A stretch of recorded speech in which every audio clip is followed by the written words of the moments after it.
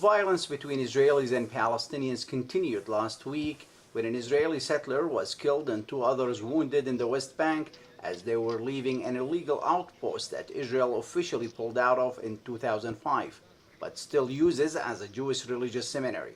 After an intense manhunt, the Israeli army arrested 4 suspects in the deadly shooting of Yehuda Dementman. The incident led to several apparent reprisal attacks by Jewish settlers against Palestinians. Rivka Medmoni, who lives in the settlement of Ma'ale Livuna, says the situation was relatively calm for a while, but tension has increased in recent months. My children were coming home from school with their father when they had stones thrown at them. They didn't do anything to cause anyone to throw anything at them. The stone throwing broke a car mirror and window.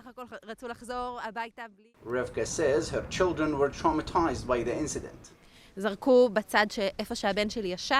My son became extremely nervous afterward. When they had a carpool to school the next day, my daughter didn't want to go in it. She said her stomach hurts. I'm sure it was because she was extremely nervous. Both sides point to what they insist are the numbers which prove the other side is out of control. Iliana Pacentin, director of International Desk for the Benjamin Regional Council and early settlement resident, says she is concerned of escalating tension. There's been an increase on terror attacks from Palestinians towards Israelis, 20 to 30 incidents a week all over Judea and Samaria. Many warn of more violence to come. An assault on Jewish settlers have surged in recent weeks, so our attacks on Palestinians by Israelis are on the rise. Israeli Foreign Minister Yair Lapid last week described settlers' violence as a stain on Israel. The UN Office for the Coordination of Humanitarian Affairs said that from January to November of this year, Israelis carried out more than 427 attacks in the West Bank. Palestinians say attacks targeting them have become more aggressive in the last 15 years. Hours after the deadly shooting, a group of about 20 settlers attacked the home of Wa'il Miqbil in the village of Qaryut. Miqbil says he was beaten with iron bars, losing conscious. He remained hospitalized. His son Ahmed says the attackers pretended to be Israeli soldiers, forcing themselves inside, destroying everything in sight. Miqbil says the Palestinian police cannot reach his village, while the Israeli army started an investigation file. If we remain in this way, disregarding the citizen and do not work for him, and don't work for security protection for our villages, of course the settlers will be arrogant and do what they like. There is a security vacuum. His wife Samiha says she's still in disbelief over what happened.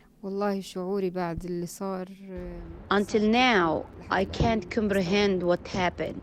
Fear, horror, when I remember what happened. I feel like an earthquake hit me. I don't feel safe. With more than 2/3 of the West Bank under Israeli military control, Nablus Governor Ibrahim Ramadan complains that the Palestinian Authority is helpless, unable to protect its citizens. But he stopped short of calling on Palestinians to carry weapons. I call on all Palestinians to be vigilant and to reconsider the miserable situation we are in. Bashar Qaryuti, an anti-settlement activist, says newer generations of settlers are more organized and more violent in their attacks. The settlers' gangs in this area have become more organized and backed and supported by several Israeli sides. They launch their attacks on homes in an organized and pre-planned manner.